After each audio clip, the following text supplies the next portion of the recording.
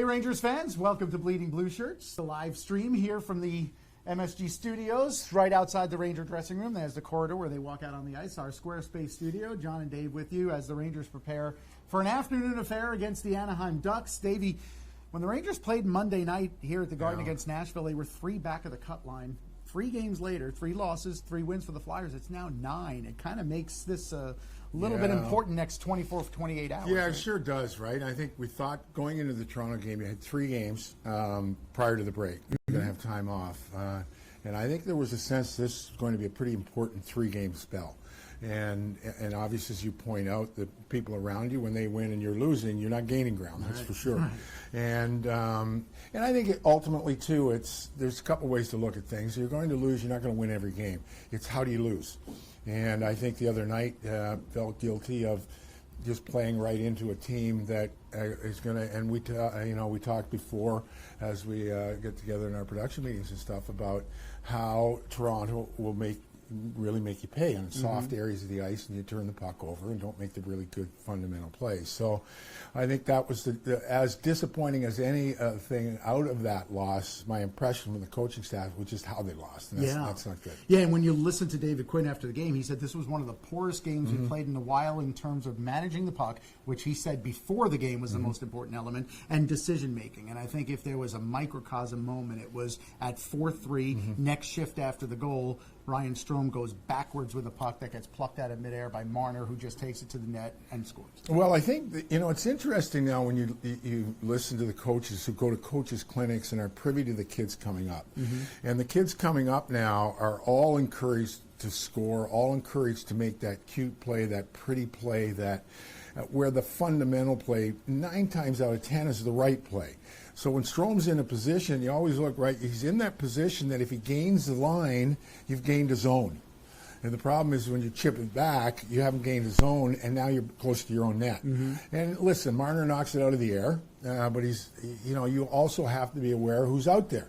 Right. So if you're going to make a mistake, make it with Gautier's on the ice. At least you have a chance, right?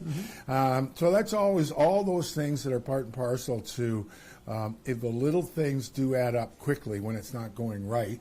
And the Rangers have to find a way here today to just right the ship.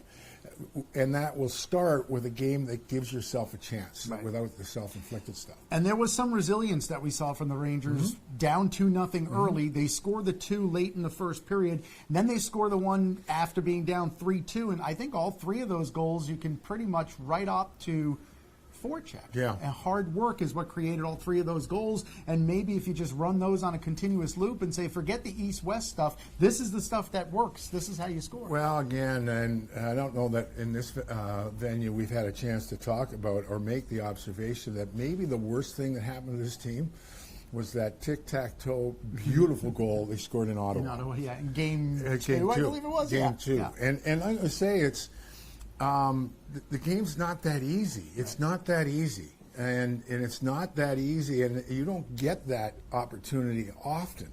And I think if you buy into the fact that you do the simple things earlier, or the simple things, that will open up the opportunity to be more creative, to go east-west, if you will. And we talk. So obviously, north-south is net to net, east-west is side to side, right? And so I think also, too, another way to look at it is if you're a defender, you're fine. They're going east-west. Let them go east-west all day long. Now, if I know they're coming at me, now the onus is put on me. Right. And we talked about also that, the offensive talent of this club, the real creativity is a European flair. Right. Bigger ice surface, little different skill sets, but you don't have that time. You don't. And the one guy that can be allowed to do it, number 10, and maybe 93. Maybe Mika, maybe. Right. Because Mika can play a pretty solid, he's a big, strong guy. He can play a good north-south game. Right. But beyond that, beyond Artemi, and that reminds me a little bit of a story I heard that John Tortorella in Columbus sat his team down at one point and said, basically, there is one guy that can do whatever he needs to do to make things happen, and I'll never question what it is, and that's number 10. That's Panarin. And the rest of them are all okay. So, But those are the things that I think over the course of the season, more times than not, the game is not easy, it's hard, and you have to be willing to do the simple things. We know you have about 63 different venues to watch us on, so wherever you're watching right now, hit us up with questions. Amanda P. is standing by. She'll bark them out at us because she does that well. Yeah. And She talks nice to me. I don't know about well, that's why I said it. Yeah. Until then, though, let's talk about today's starting goaltender. Henrik Lundqvist hasn't won in his last four. It's been almost a month since he's had a win. We saw an article by Larry Brooks the other day that said the changing of the Garden goal is upon us. I was a little bit pump the brakes-ish about that because I still am not convinced that there's a 1-2. It's still 1-1A. What do you expect from Henrik today? Well, I don't know what you would expect is his compete. He's going to give himself a chance. What you hope is that he gets a win. And how does that happen? Well, it starts in front of them. Do they take care of the front of the net? Where does the puck go on the defense? All those little things that, at the end of the day, of course, the goaltender is the guy that pays the significant price because he's the final focal point, right? So I think from a stand, and he's been around, and we've been around him long enough that you hope that he gets just get a win. Just get yourself a win.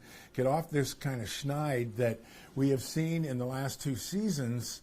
When the calendar turns. Now he hasn't worked nearly as much in the past two seasons, but his play and numbers have dropped significantly when the calendars turn. So I think the important thing is some way, somehow, get a win and then move on. All right, Amanda P. is ready. What do you got? I'm going to try to ask this nicely so it doesn't sound like I'm barking.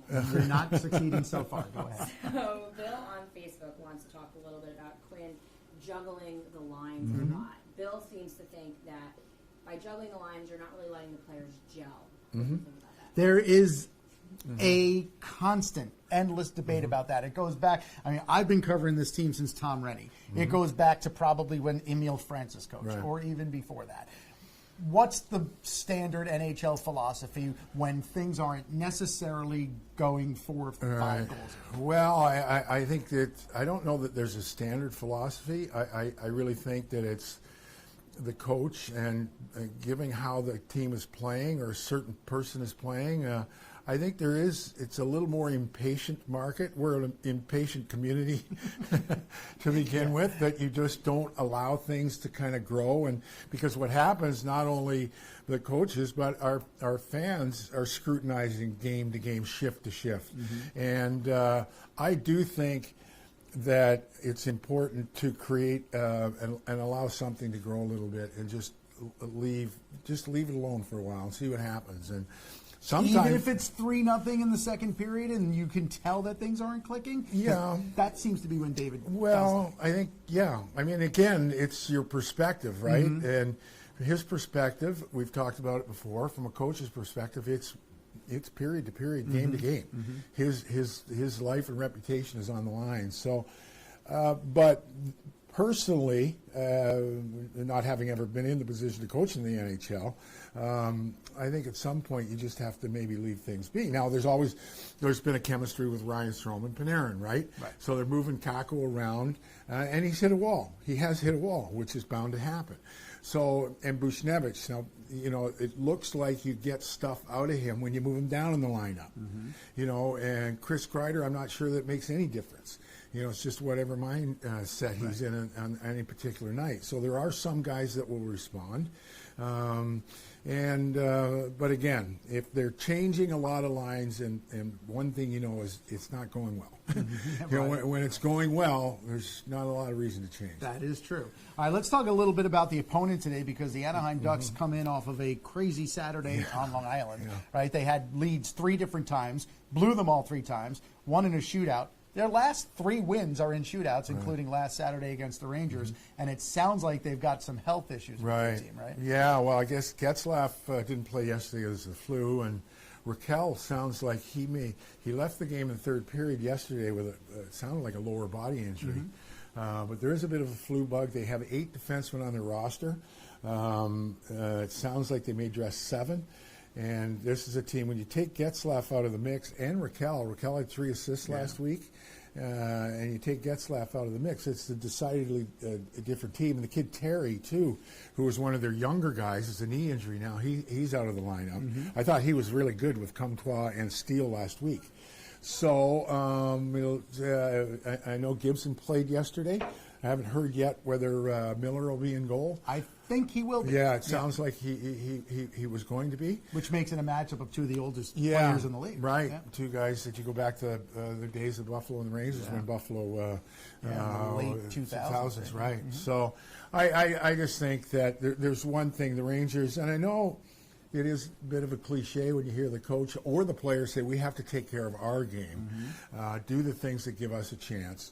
And I think first and foremost, it's still the same. Now, they're not going to be as dynamic offensively. They're a little bigger bodied team. So perhaps a turnover, you won't pay instantaneously, but if you turn the puck over and are soft against any team in the National Hockey League, you're going to pay. When you play, Davey, and when you've been around the sport the last 20-something years, do you find there is a significant difference when you watch a 12:30 game versus when you watch a 7 o'clock game?